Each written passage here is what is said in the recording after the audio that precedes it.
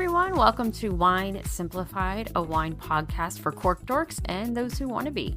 I am your host, Carrie, also known as Winecita. That is the name of my blog and website. I am a WSET Level 3 certified wine educator with a background in education and a passion for all things vino. I currently serve as the wine lead at the Good Pour Wine and Spirits Marketplace in Longwood, Florida. The store isn't a sponsor of this podcast or affiliated with it, but if you happen to find yourself in the area, please stop by and say hello. So let's get started.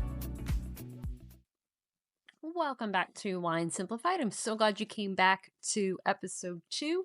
I am Carrie Lawrence, your host, resident cork dork. In my last episode, I really started very basic, as I said I would, and this one's still going to be pretty basic too, but a little bit deeper. But I wanted to break down the essential definition of wine, covering its journey from vine to vino, from the vine to your glass. But that was really just the beginning of understanding how this amazing beverage goes from the vineyard into the bottle. And so I want to dive deeper into that question about what really influences a wine's taste. If you're new to the world of wine, you might be really surprised about how many factors come into play, from, the smallest grape in the vineyard to the winemaker choices, how the bottle is stored. And so today I really want to unpack all of that.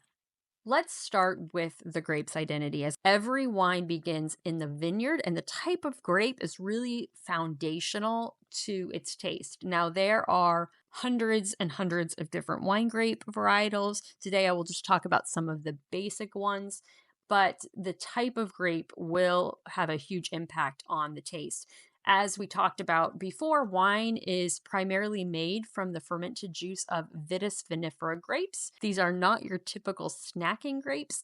Wine grapes are specifically grown and bred to be smaller and sweeter with thicker skins and seeds, and that will all contribute to the wine's flavor. So think about it this way. If you like apples, different types of apples will have different distinct flavors. A Granny Smith apple, which is our favorite in our house, is crisp and tart, while a Gala or a Honeycrisp is a little bit more sweet and mellow. In the same way, different grape varieties will inherently offer their own primary kind of flavor profiles. There are 3 different types of aromas. So when you see sommeliers or wine folks, swirling their glass and saying, I smell oak, I smell vanilla, I smell cherry, all that good stuff. There are 3 different types of aromas. I will do another episode on this down the line, but what you can know now in the wine world, these 3 are primary, secondary, and tertiary. So a primary aroma is what comes from the grape itself, which is kind of what we're delving into today. Secondary aromas will come from the winemaking choices and what happens at the winery. And then those tertiary aromas are really due to changes in bottle aging. So what the wine does as it's, sitting in your cellar at home. There are rights and wrong ways to store it, not to sound snobby, but I can definitely delve into that later. So let's talk about some grapes. So Chardonnay, for example, is going to have some notes of citrus fruit, green apple, tropical fruit inherently. Sauvignon Blanc is going to be a little bit more vibrant citrus fruit and kind of noted for its grapefruit and some herbaceousness that are very distinctive, especially depending on where it's grown. And then Riesling, one of my absolute favorite white grapes, is incredibly diverse. It can be made dry or sweet, and it will offer a lot of stone fruit, floral, some citrus, and even really a cool petrol aroma. I know that sounds kind of gross, but actually it shows the signs of that it's a good, well-aging Riesling. And I love that little note of petrol or gasoline on a dry Riesling that's aging well.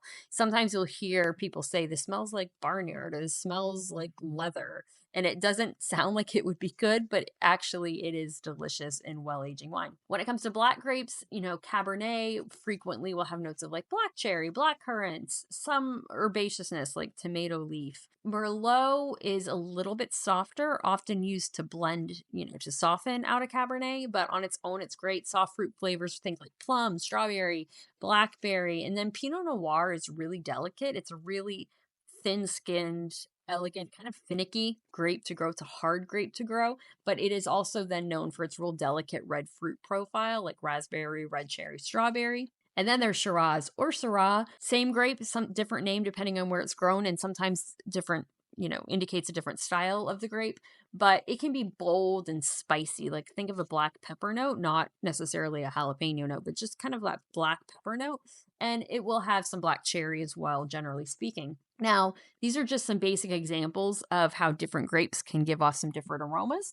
But beyond Vitis vinifera grapes, some vineyards will use hybrid grape varieties, particularly in regions that are prone to disease. So just to go slightly off topic and maybe more than you want right now. So phylloxera is a big disease that they try to protect against. Basically, it's this aphid-like little insect that will eat the roots and damage the grapes beyond they can't be fixed. So back in the late 1800s, about 1860s or so, it was actually native to North America, this phylloxera, and it was carried across the Atlantic Ocean to Europe, which is where it infested and infected a bunch of grapevines and became a huge problem because they'll lay eggs on the roots of these grapevines and just damages them. And so this really kind of started in France.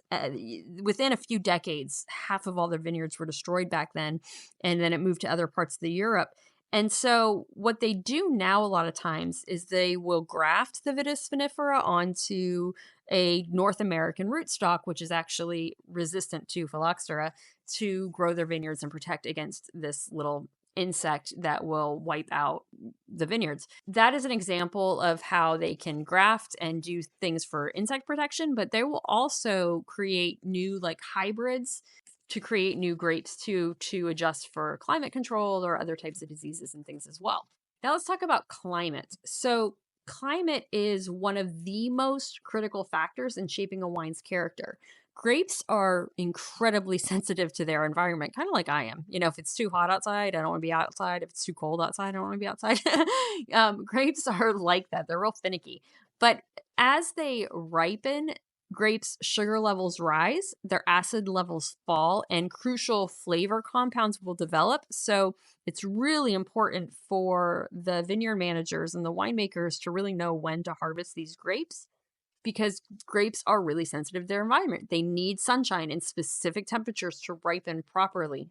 As kind of an example, in cool climates, typical regions like northern France, Champagne, Chablis, Germany, they will produce predominantly white wines. That's a blanket statement. There are some reds, but predominantly white wines. And these wines are generally high in acidity, lower in alcohol, and they will offer some delicate flavors like green fruit or mineral notes because they have this slower ripening process in these cooler temperatures that allow for greater acidity and some of those nuanced flavors to develop. And then in warm or hot climates, so think like central Spain or Australia or California, like Paso Robles or Lodi or Napa, these often result in more red wines or fuller bodied whites. These wines are typically higher in alcohol, more fruit forward driven, maybe have more plum, black cherry, or tropical fruit, are a little bit fuller. And then another thing to think about is the diurnal range. So the temperature change between night and day. This is honestly how some grapes can grow in certain areas that might not be able to grow in others, because that nighttime kind of coolness will help prolong the ripening process.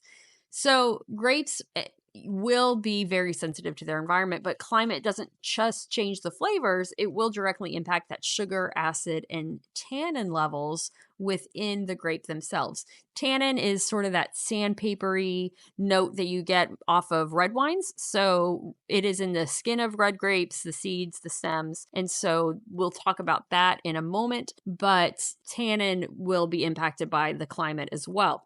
Even slight variations in ripeness can lead to a vastly different wine. So think about a Cabernet grown in a sunny, dry climate, in California, could have an acid content of less than 1%, whereas the same grape from a more Mediterranean climate could have over 1%, acid. Winemakers can also employ some high-tech vineyard monitoring and canopy management.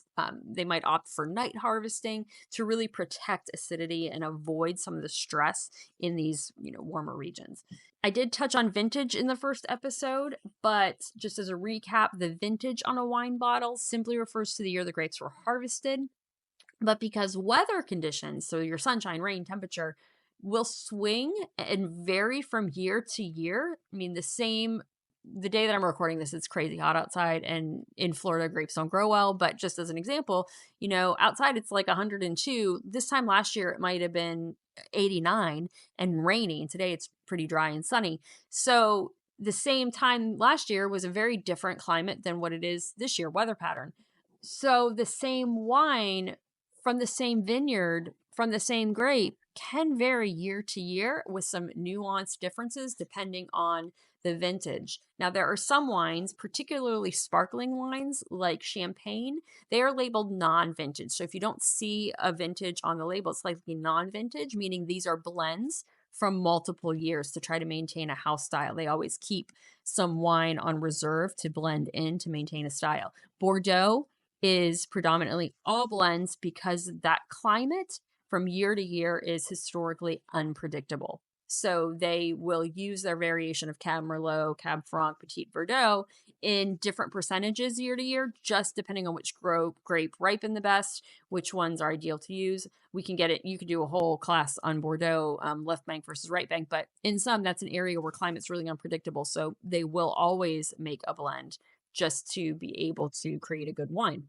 Beyond the grapes and the climate, the winemaker's decisions throughout the production process are absolutely crucial in shaping a wine's taste. So winemakers, I think, are just part engineer, part artist. It really is science and art together.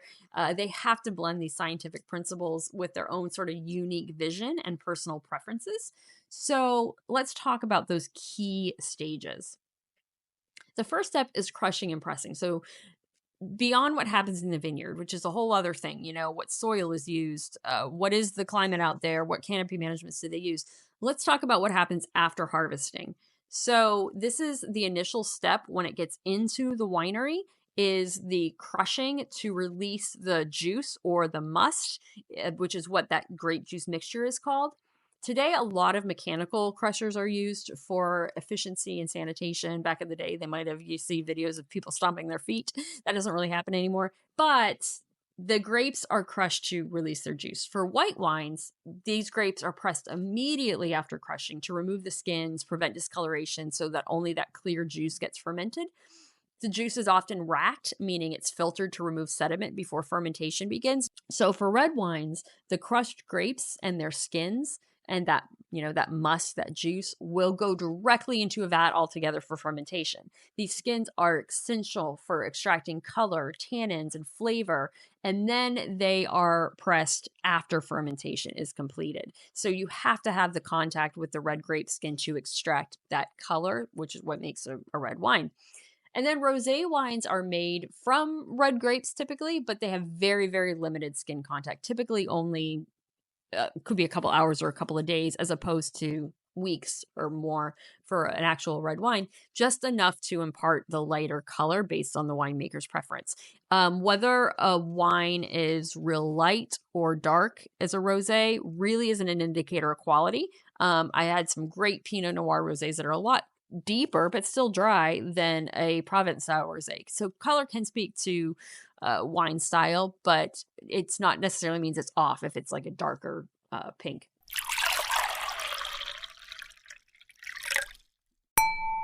Just for a brief pause, I am going to do my smart buy of the week.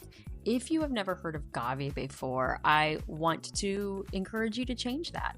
So this week, I grabbed a bottle of Yasmarine Agave. It's $14.99 at my store. I'll post a link. Hopefully you can find it near you, and it is such a win. It's made from the Cortese grape, Agave is the region, in northern Italy, and it really is everything I want in a white wine. It's summer, so I'm really into whites right now. Fresh, bright, a little citrusy, super clean, really easy to enjoy. I always tell people, if you like Sauvignon Blanc or Pinot Grigio but want to switch it up a bit, last week I talked about Torrontés, or last episode I talked about Torrontés. This is also another option. Agave is fantastic. It's a total no-brainer at that price point, but if you can find any agave in your store, definitely give it a go. Just keep an eye out for it, because it's one of those wines that truly flies under the radar but absolutely deserves a spot in your rotation. Now let's get back to it. Then in fermentation, so that's where that magic truly happens. Yeast will consume the sugars in the grape juice. It converts them into alcohol and then carbon dioxide. Winemakers can use wild yeast, which is found on the grapes themselves. They're naturally present. but they are less predictable. Now, if it is again a natural wine, they will use these natural yeasts.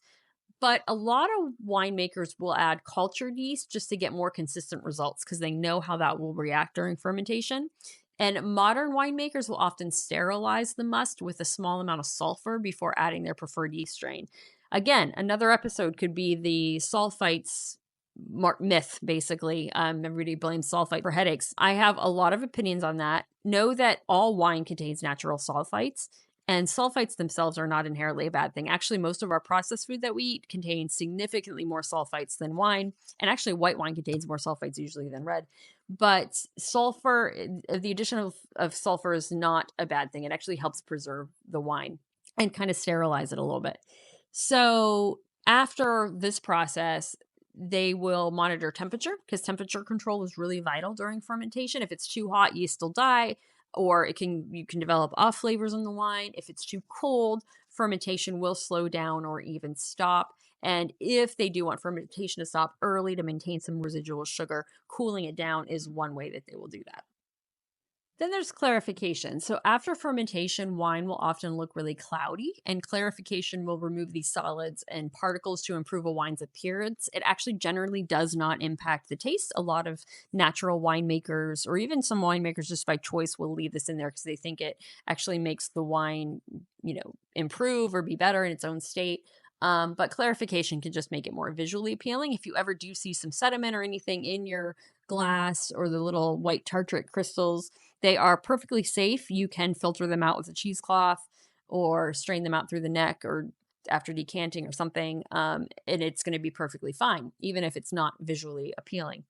But some common methods to clarify is, they'll rack it. They'll either siphon the clear wine off the sediment, or they'll do some cold stabilization, which is chilling the wine to remove those tartaric acid crystals, or fining. So adding agents that bind the particles, together to sink to the bottom, and then they can be removed. Once clarified, some wines are bottled immediately. Most wines are meant for initial consumption, especially light whites and rosés to preserve their freshness. Others, typically reds, are aged to develop more complex flavor and smoother texture. Now, moving into those secondary notes, what happens in the winery, you could use stainless steel tanks, and that's used when the goal is to maintain a wine's fresh, fruit-forward character, typically with high-acid whites or really aromatic grapes. Think Riesling, Viognier, Gewürztraminer, Sauv Blanc will generally be done in stainless steel tanks, whereas oak barrels will impart deeper flavors like vanilla, baking spice, butter, add some body or texture. So when somebody says, I want a buttery Chardonnay, they want a Chardonnay that's been oaked pretty heavily. And it can contribute to a smoother texture. But beyond just the oak, the choice of oak, French versus American oak, is it a used oak barrel or a neutral barrel? Barrels are very expensive, so they usually do try to get a few uses out of a barrel.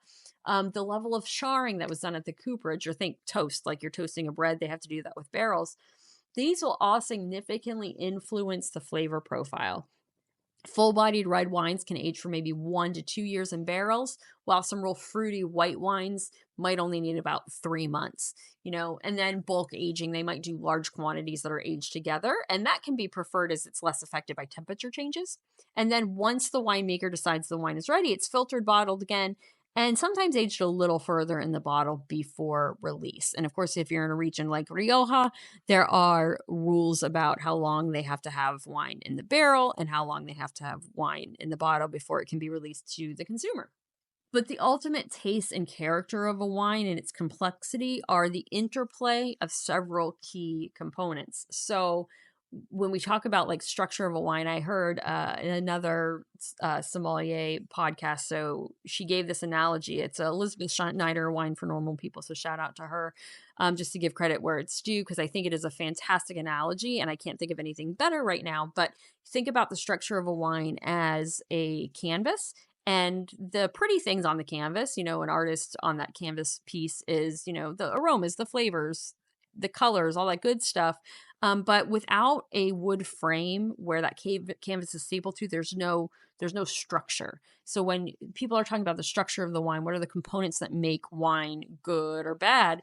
You have to have this frame, and that frame is made up of some components like tannins. As I said, these are from the skins of black grapes. They're responsible for that mouth drying sensation that you feel. And tannins will give wine structure and complexity and also the ability to age. It's one of the main reasons why more red wines, typically it's a red wine that can age better than a white wine, with some exceptions. There are some age-worthy whites, but tannins are a factor that can allow for age-worthiness. Then acidity. So that makes your mouth water. High acidity can contribute to a wine's freshness and balance, especially in crisp, cool climate wines. And sometimes that tartness can be confused for sweetness. If somebody says a wine is sweet and it's actually dry, they might be experiencing the acidity, the mouth-watering notes that they get when they drink it. And then there's alcohol. So produced during fermentation, alcohol content will vary significantly depending on the wine style. If it's a low alcohol wine, it usually means it's between like 7 and 11%, whereas your high alcohols will be kind of above 15%. And if you get to fortified wines, you're talking 15 to 22% because they have to add extra spirits. So alcohol will contribute to the wine's body and perception of warmth. Then there's sweetness. So wines can range from dry to sweet. And when it's dry, all sugar has been converted to alcohol. Medium dryness, where there's a little bit left, to very sweet, a lot of times in dessert wines where residual sugar remains. This is controlled during fermentation. Some wines can produce sweeter results like, Muscat for Moscato or Rieslings than others. That also goes back to climate. But typically a dry wine, will have like less than 3 grams of residual sugar. And then it goes up from there. But then body, this term will describe the mouthfeel and perceived weightness of the wine. Milk is often an example that's used. There's a difference on your mouthfeel in your mouth between skim milk and whole milk. It's kind of a similar concept with body. So light-bodied wines are real refreshing and easy to drink, like Pinot Grigio, for reds, Beaujolais, very food-friendly, underrated wine, by the way, because it's a region made by Gamay. Is the grape. Medium-bodied wines will offer a richer mouthfeel and can sometimes be influenced by oak aging. So some of your white Burgundies, Chilean, like Merlot, for example. Full-bodied wines are powerful. They're concentrated, made from very ripe grapes, sometimes heavily oaked. Think a Californian oak Chardonnay or an Australian Shiraz. And it's also worth noting that even after bottling, proper storage and fermentation will matter greatly. So a wine stored in high heat or direct sunlight can lose its freshness or even spoil. So bottles really should be kept at a constant cool temperature, ideally around 50 to 60 degrees Fahrenheit, stored on their side and away from strong light. Now, I will say this, I used to do wine retail online. And it was notoriously awful that UPS drivers and FedEx drivers would not have climate controlled trucks. And sometimes people would order wine to Florida, myself included, and it would show up feeling really hot. I would say I ordered a lot of mostly white wine for myself. And even when it showed up hot, I would let it cool down. If it hasn't been in direct sunlight for hours upon hours upon hours, always give it a chance to cool down. It might still be okay, should still be okay, but the key is you don't want to leave it in high heat or direct sunlight for hours and hours and hours. It will lose its freshness. So that was a lot of information. But as you can see, what makes a wine taste the way it does is this real intricate dance between the grape, the environment it grows in, the thoughtful decisions made by the winemaker. And it's this really complex interplay that makes wine fascinating to explore and ensures that no two wines, even from the same grape or region, will ever be exactly alike. But that's also what can make it very overwhelming. And that's why I'm here. So feel free to follow, share with a friend, or drop a comment and ask me a question. I'm always happy to talk wine and answer anything because wine is fun. And the best way, again, always to enjoy it is to taste it, try it, take some notes.